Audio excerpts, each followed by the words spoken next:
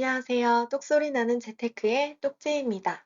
최근 은퇴 자금을 목적으로 슈드를 모아가시는 분들이 참 많습니다. 슈드의 인기가 높아지면서 관련 내용을 다룬 컨텐츠도 참 많아지고 있는데요. 대부분 슈드의 장점만을 부각시킨 컨텐츠입니다. 그러나 우리는 노후를 위해 2, 30년 장기간에 걸쳐 모아가야 하는 만큼 슈드의 장점뿐만 아니라 단점에 대해서도 명확하게 알고 있어야만 합니다. 그래야 상황에 맞는 대처도 가능하니깐요. 오늘은 아무도 알려주지 않는 슈드의 치명적 단점 3가지에 대해 소개해드리고 보안법에 대해서도 말씀드리겠습니다. 먼저 서학개미 보관금액 상위 ETF 종목을 보겠습니다. 배당 관련 종목들은 제피, 슈드, QILD가 있는데요. 슈드와 제피는 매번 1, 2위를 다투며 상위권에 위치해 있습니다. 인기가 많다 보니 국내 자산운용사에서도 유사한 ETF를 계속 상장시키고 있죠. 슈드가 다른 배당 ETF에 비해 배당률이 낮음에도 인기 있는 이유가 뭘까요? 바로 배당 성장률이 높기 때문입니다. 예전에는 QILD라는 ETF 종목의 인기가 더 높았습니다. 이 종목은 월에 1%에 달하는 배당금을 지급하기 때문인데요. 단순하게 계산해 봤을 때 1억만 투자해도 매달 100만 원씩 배당금을 지급받을 수 있습니다. 그래서 많은 분들이 높은 배당을 지급하는 QILD로 은퇴 준비를 하셨습니다. 그러나 이 인기도 얼마 같지 못했는데요. 첫 번째 이유로 몇 번의 대세 상승장이 있었음에도 QILD는 주가 상승을 심할 정도로 따라가지 못했습니다.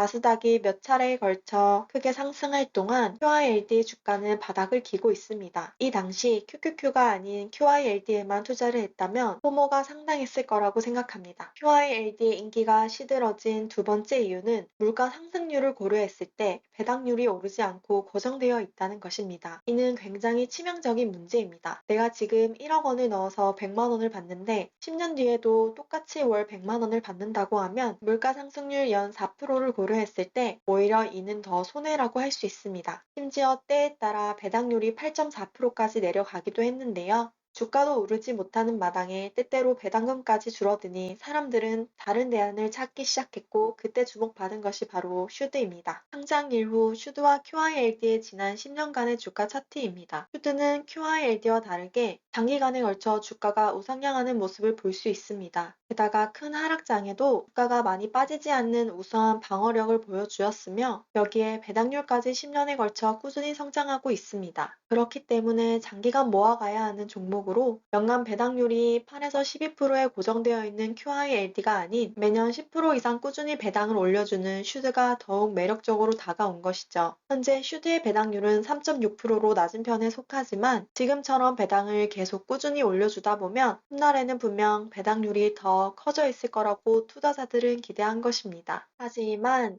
이는 어디까지나 장점만 보았을 때의 얘기입니다. 지금부터 슈드 투자자라면 꼭 알아야 할 3가지 단점에 대해 말씀드리겠습니다. 첫 번째 단점입니다. 슈드의 구성 섹터를 보시면 총 10개의 섹터로 구성되어 있습니다. 산업, 헬스케어, 금융, 필수 소비재, IT, 에너지, 임의 소비재, 통신 서비스, 소재, 유틸리티 이렇게 구성되어 있는데요. 이 중에 IT 섹터의 비중은 12.5%입니다. 그러나 여기에 우리가 흔히 알고 있는 애플, 구글, MS 등 대장 빅테크 기업들은 포함되어 있지 않습니다. IT 섹터로 분류되는 종목으로는 브로드컴, 시스코, 텍사스 인스트루먼트 이렇게 총 3개 기업만 있습니다. 이 3개 종목들은 기술주임에도 크게 따라가지 못하는 종목입니다. 실제로 최근 메이저 빅테크 기업과 슈드에 포함된 IT 기업의 주가를 비교한 차트입니다. 분명 텍사스 인스트루먼트와 시스코도 같은 IT 섹터이지만 주도주가 아니기 때문에 상승폭이 제한된 모습입니다. 즉, 한 번씩 찾아오는 기술주 랠리에 슈드는 QQQ에 비해 소외될 확률이 높습니다. 슈드의 두 번째 단점입니다. 슈드에는 부동산에 투자하는 리츠 섹터가 포함되어 있지 않습니다.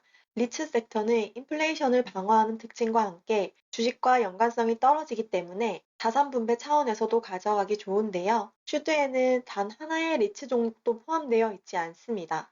또한 곧 금리 인하가 시작되면 리츠 주식의 상승 여력이 충분히 있는데요. 이 부분에 대해서도 전혀 이익을 챙기지 못하는 경우가 생길 수 있습니다. 슈드의 세 번째 단점입니다. 최근 쏟아지는 슈드 관련 영상들은 모두 지난 10년간의 배당률과 배당 성장률을 기반으로 만들어졌습니다. 앞으로 이 30년간도 그럴 것이라고 가정하고 백테스트를 돌리고 있는데요. 그렇다 보니 이 30년 뒤에 수령하게 되는 배당금은 어마무시하게 커 보이는 효과가 있습니다. 하지만 지난 10년간의 데이터로 앞으로 30년 이상 배당 성장률이 12% 이상 꾸준히 나올 것이라는 보장이 과연 있을까요? 슈드의 경우 2011년에 상장되었기 때문에 이전 닷컴 버블이나 금융위기 등의 대폭락장을 경험하지 못하였습니다. 향후 이러한 경제 대위기가 왔을 때도 배당을 꾸준히 상승시킬 수 있을지는 아무도 예상할 수 없습니다. 당장 올해만 해도 배당 성장률 12%를 충족하기 힘들어 보입니다. 올해 1분기 배당금은 0.6달러, 2분기에는 0.66달러가 지급되었습니다. 2분기 배당금의 경우 전년 동기 대비 마이너스 0.04달러 하락하여 약 5.6% 감소하였습니다. 2022년에 지급한 총 배당금은 2.56달러로 작년 대비 올해 배당금이 12% 성장하려면 2.89달러가 되어야 합니다. 그런데 지금까지 지급받은 배당금은 1.27달러로 남은 3, 4분기에 1.62달러 이상 나와줘야만 배당 성장률 12%가 유지됩니다. 3분기에 최소 0.8달러 이상이 나와야 된다는 건데 사실 이는 쉽지 않아 보입니다. 슈드의 핵심은 배당 성장이고 안정적이면서 지속 가능한 현금 흐름을 확보하기 위해 선택하신 분들이 많을 텐데요. 들어오는 배당금이 줄어들 수도 있다는 것이죠. 이번 달보다 다음 달 배당금이 오히려 줄어든다면 배당 성장주에 투자한 투자자 입장에서는 굉장히 아쉬움이 클 수밖에 없습니다. 지금 보시는 차트는 전분기 대비 배당 성장률과 전년 동기 대비 배당 성장률을 나타낸 차트입니다. 한눈에 보기에도 배당 성장률이 하락한 시점이 꽤 많아 보이죠. 이러한 케이스가 많아지면 많아질수록 슈드의 배당 성장률은 떨어질 수밖에 없습니다. 그렇기 때문에 무조건적으로 전분기 대비 배당금이 오를 거라고 생각하고 투자하는 것은 굉장히 위험한 생각입니다. 또한 생각보다 시가 배당률이 높지 않습니다. 지난 10년간의 평균 배당률은 3.6%인데요. 이마저도 배당소득세 15%를 떼고 나면 줄어들게 됩니다. 아무래도 슈드는 배당 성장이 핵심이기 때문에 배당금 자체에만 초점을 둔다면 굉장히 애매해지는 종목입니다. 1억을 투자해도 배당소득세 15%를 떼고 나면 한 달에 받을 수 있는 월 배당금은 26만 원에 불과합니다. 30만 원이 채 안 되는 작은 금액이죠. 4억을 투자해야만 겨우 월 100만 원에 가까운 배당금을 수령할 수 있습니다. 이상으로 슈드의 단점 3가지에 대해 알아보았는데요. 자, 그럼 어떻게 해야 이러한 단점을 조금이나마 극복할 수 있을까요?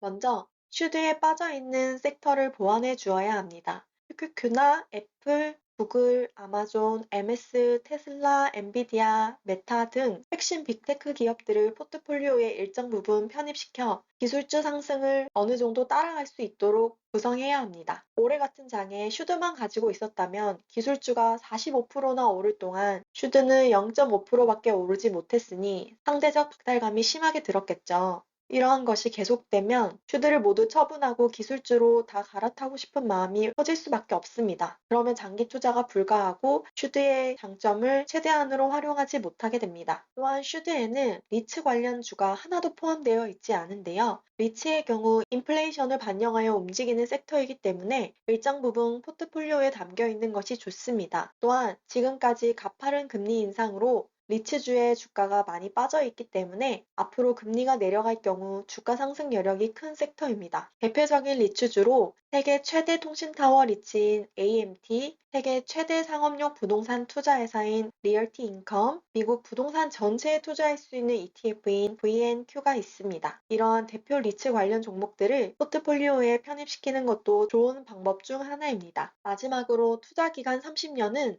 결코 짧은 시간이 아닙니다. 어쩌면 슈드에 투자해서 받는 배당금보다 QQQ에 투자해서 얻는 시세 차익이 훨씬 더 클 수도 있습니다. 20대부터 40대까지는 인생에서 가장 활발하게 경제활동을 하는 아주 중요한 시기인데요.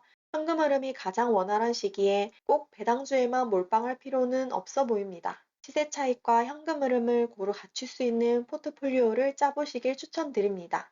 앞으로의 영상에서는 어떠한 조합으로 구성해야 배당금과 시세 차익 두 마리 토끼를 모두 챙길 수 있는지 다뤄보겠습니다. 끝까지 시청해 주셔서 감사합니다. 오늘 내용 도움 되셨다면 구독과 좋아요 부탁드립니다.